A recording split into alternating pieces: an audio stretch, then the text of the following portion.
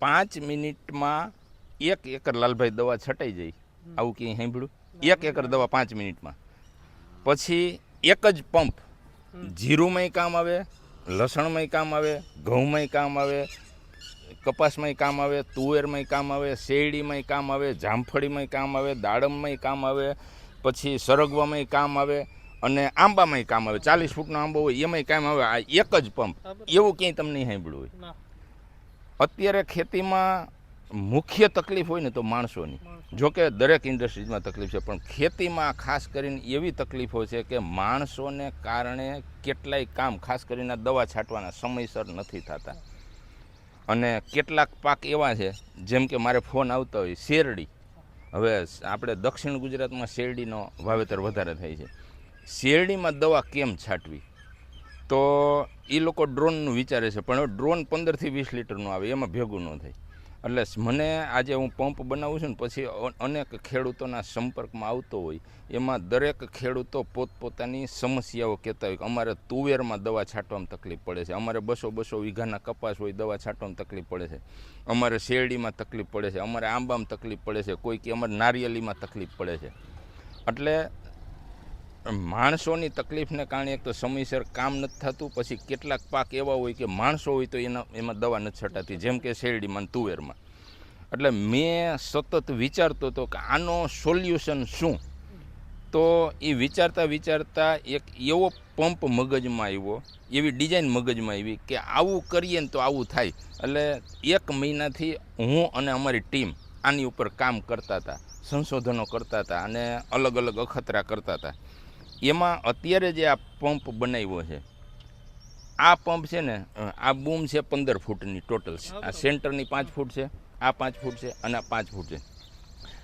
બે બાજુ 4 ગન લગાડેલી છે, બરાબર છે. અને આ ગન જે છે ને એ એક ગન બધી આ સ્લાઇડર પ્લેટથી આ મૂવમેન્ટ થાય, કોઈ ગન ઊંચા નીચી કરવી હોય તો થઈ શકે. એટલે આ એક ગનમાં આવું છે. પછી આ આખી બૂમ અત્યારે હજી પૂરી નીચે નથી, એ આખી જેટલી ઉપર, આ માનો કે આપણે આ ઘોડી છે 9 ફૂટની, પણ હજી કોઈને શેરડીનો પાક હોય તો 12 ફૂટની આ કરવી હોય તોય થઈ જાય. એટલે શેરડી ઉપર છાંટી જાય. 8 ગન છે. હવે ગન કેવી રીતે કામ કરે છે, આ જે ગન રહી ને એ અહીં 0 થી લઈ અને 10 ફૂટ સુધીની દવા છાંટશે, બરાબર છે.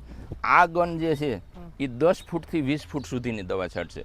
આ છે એ 20 થી 30 ફૂટ સુધીની, અને આ 30 થી 40 ફૂટ, મતલબ પંપની એક સાઈડથી 40 ફૂટ આમ અને 40 ફૂટ આમ, ટોટલ 80 ફૂટનું કામ ટ્રેક્ટર વચ્ચે આવેલું જાય, બે બાજુ 40 ફૂટ દવા છટાતી જાય. અને આટો ફરીને આવશે ને એટલે ટોટલ 160 ફૂટ દવા છટાઈ જશે, 160 ફૂટનો ખેતરનો પટો. આ ટાંકી છે ને એ 1200 થી 1400 ફૂટ સુધી કામ કરશે. સોરી 2200 થી 2400 ફૂટ સુધી.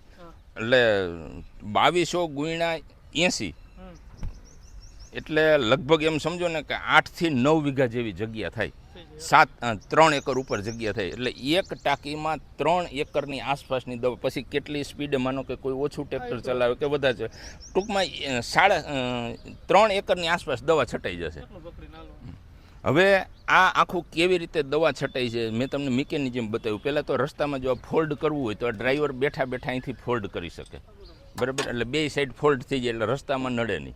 પાછું ત્યાંથી ડ્રાઈવર મૂકે એટલે એની રીતે આ ખુલી જાય. પછી આ ઊંચા નીચું ડ્રાઈવર ત્યાંથી કરી શકે, જેટલું કરવું હોય એ કરી શકે. પછી 1 મિનિટ પછી આમાં એક સાઈડ બંધ કરવી છે, એક જ સાઈડ ચાલુ રાખવી છે, એ તોય ડ્રાઈવર ત્યાંથી કરી શકે. આખું આ ટોટલ ઓપરેટિંગ ડ્રાઈવર કરી શકશે, બીજા કોઈ માણસની જરૂર જ નથી. હવે આ કેવી રીતે કામ કરે એ જોઈ લઈ.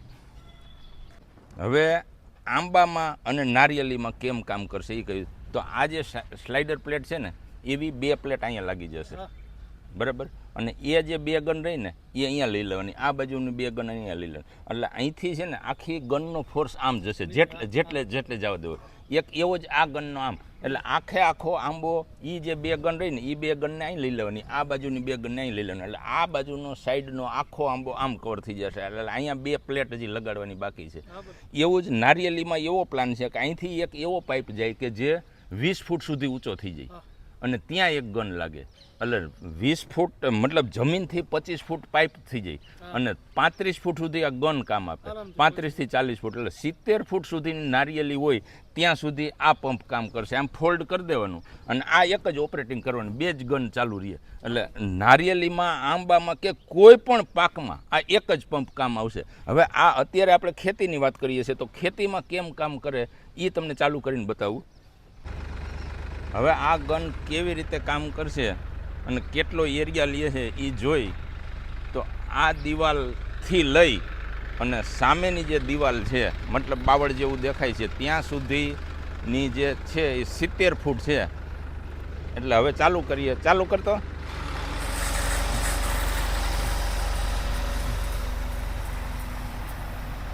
ટ્રેક્ટરથી આ દિવાલ 35 ફૂટ દૂર છે 35 ને બદલે 40 ફૂટ સુધી સ્પ્રે થઈ જાય છે એટલે આપણે તો છતાંય 35 ફૂટ ગણ્યો છે એટલે ટ્રેક્ટરથી બે સાઈડ 40 ફૂટ દવા છંટાય છે અત્યારે એટલે કમ્પ્લીટ 80 ફૂટ દવા છટાય છે પણ આપણે 70 ફૂટ ગણીએ તો બસ છે એટલે 80 થી 70 થી 80 ફૂટ ટ્રેક્ટરથી બંને સાઈડ એક જ સરખી દવા છટાશે એટલે આપણે આ જોયું કે આ નવું જ પ્રકારનો એક પંપ છે દરેક મોલમાં દરેક પાકમાં કામ આવે છે કેવી રીતે કામ કરે છે અને એના જે આ ફિટિંગો છે એ તમામ ફિટિંગો હાઇડ્રોલિક પાઇપના કરેલા છે અને લગભગ અત્યાર સુધીમાં ખેડૂતની રિક્વાયરમેન્ટ મુજબ મેં 25 થી 27 પ્રકારના પંપ બનાવ્યા છે અને હજી આ વિચાર આવ્યો છે આના પછી કોઈ ખેડૂતોની કંઈ રિક્વાયરમેન્ટ આવશે તો એના આધારે કંઈક નવું વળી અલગ બનાવશું એટલે અલગ અલગ ક્રિએશન કરવા ખેડૂતોને જે જરૂરિયાત હોય એની જે અપેક્ષા હોય એ ટાઈપના પંપ બનાવવા અને એની ઉપર અમારે કામ કરવું આ ધ્યેય સાથે અમે અત્યારે કામ કરીએ છીએ અત્યારે આ પંપ નવો આજે તારીખ કેટલી છે 17/4/2025 આજે આ બજારમાં પંપ મૂકીએ છીએ ધન્યવાદ